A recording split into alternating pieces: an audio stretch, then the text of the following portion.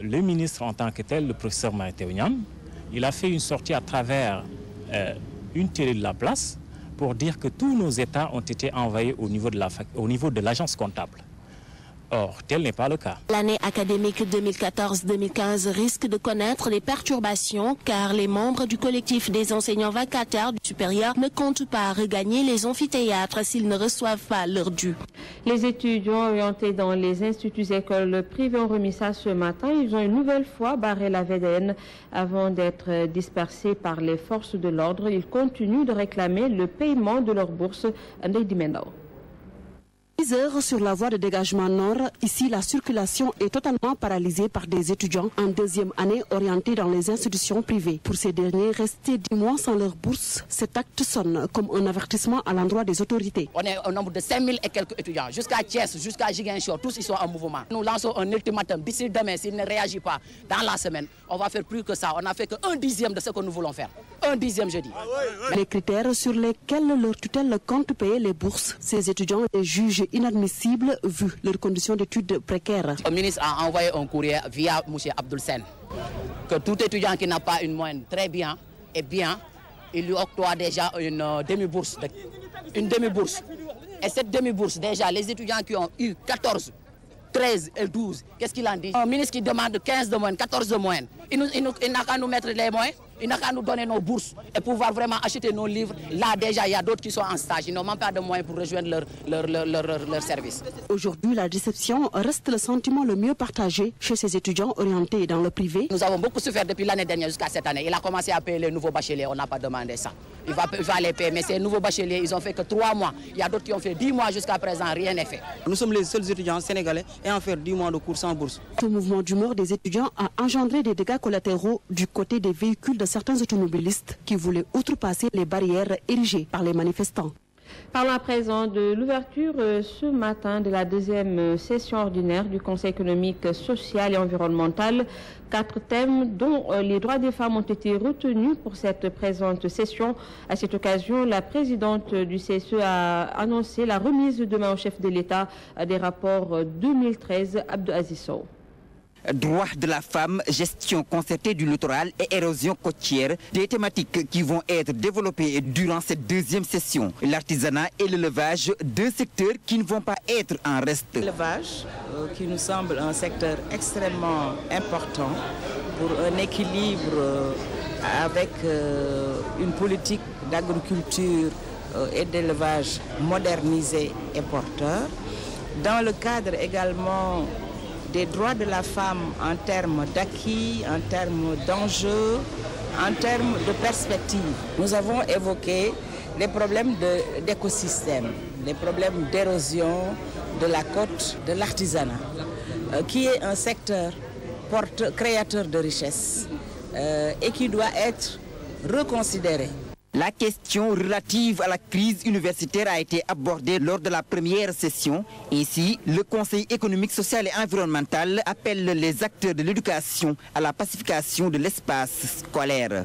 Nous avons dit quelle gestion avoir de la crise universitaire pour un espace apaisé. Nous estimons que tous les acteurs de l'éducation nationale, tout le monde est concerné par la pacification de l'espace universitaire et de l'espace scolaire.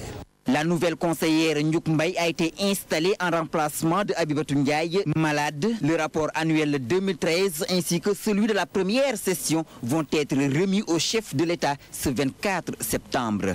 Abdelaziz Sow, merci. Et nous parlons de l'an 1 de la couverture maladie universelle, célèbre officiellement ce 23 septembre. Ce programme du chef de l'État qui vise l'accès des populations démunies aux soins de santé peu connus.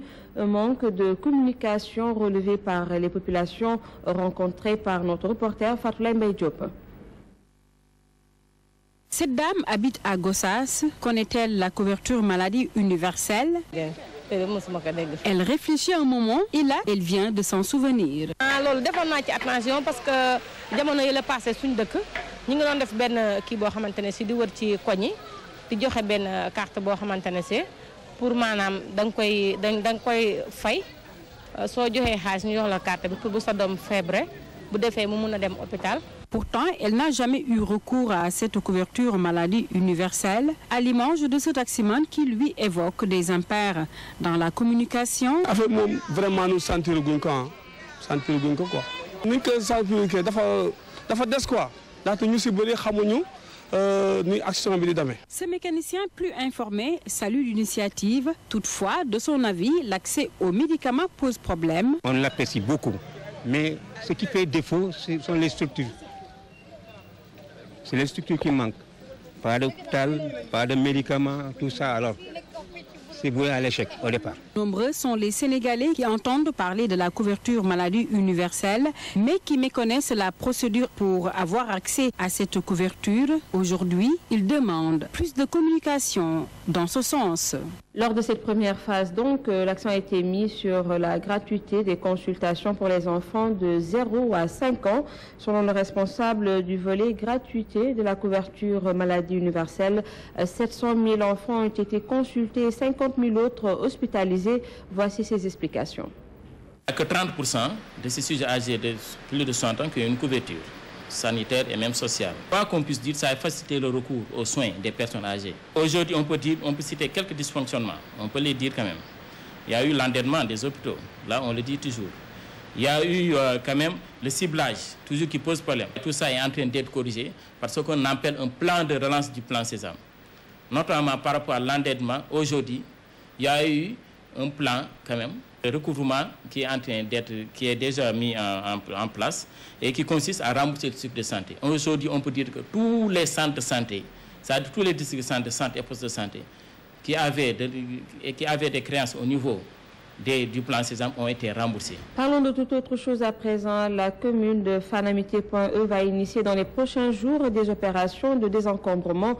C'est ce qu'a annoncé hier le maire qui a rencontré des conseillers municipaux par la soirée, mais est également revenu sur les difficultés qu'ont plusieurs municipalités qui peinent à payer les salaires des nouveaux agents. Compte rendu Gorandaklo.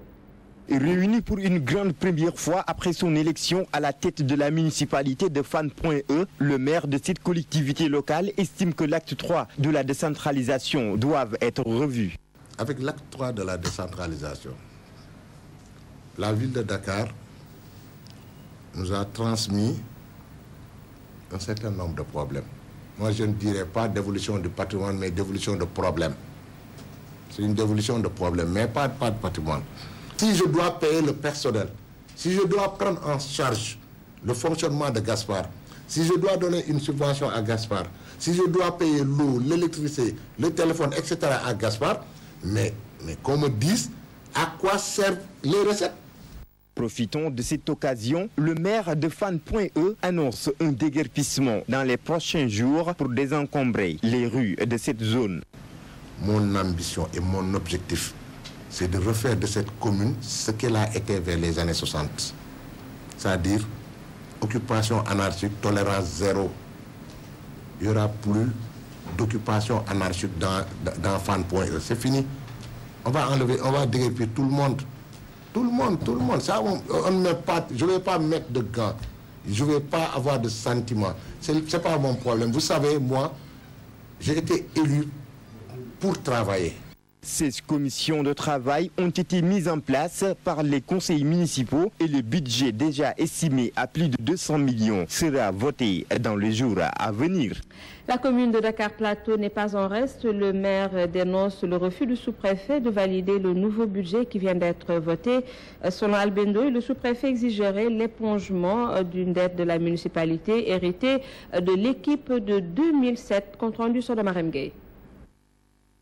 De 14 millions qui date de 2007 est à l'origine du contentieux qui lie la commune de Dakar Plateau au sous-préfet de Dakar. 14 millions et quelques qui datent de 2007, c'est-à-dire bien avant l'installation du précédent conseil municipal. Je ne vous parle même pas de celui-ci. Alors le sous-préfet aujourd'hui vient de reprendre encore une nouvelle disposition, à savoir quand on lui a transmis notre budget et nos délibérations, voté récemment du fait de l'implication des dispositions de l'acte 3, a estimé qu'il ne pouvait approuver ce budget sans l'inscription de ces éléments que nous contestons et qui sont pendant devant la Cour. Donc, pour nous, c'est un acharnement du représentant de l'État au profit d'un privé. Ainsi, le maire Aliou Ndoye montre son indignation suite aux nombreuses décisions prises par le sous-préfet de Dakar à son endroit. Parce que le sous-préfet nous avait fait une mise en demeure, c'était à fin mai 2014. Nous avait pris 2 actes, un pour modifier notre budget, deuxième pour prendre un arrêté valant mandat pour payer un tiers.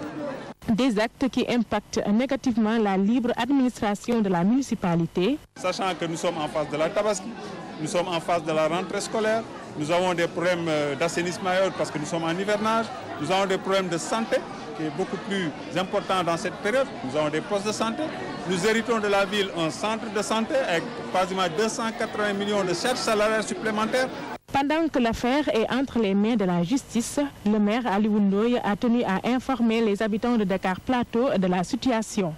Et c'est tout pour ce flash. Merci de votre attention. Prochain rendez-vous 19h45. Mais dans un moment, votre émission Sen Xewel. Excellente soirée à tous. Au revoir.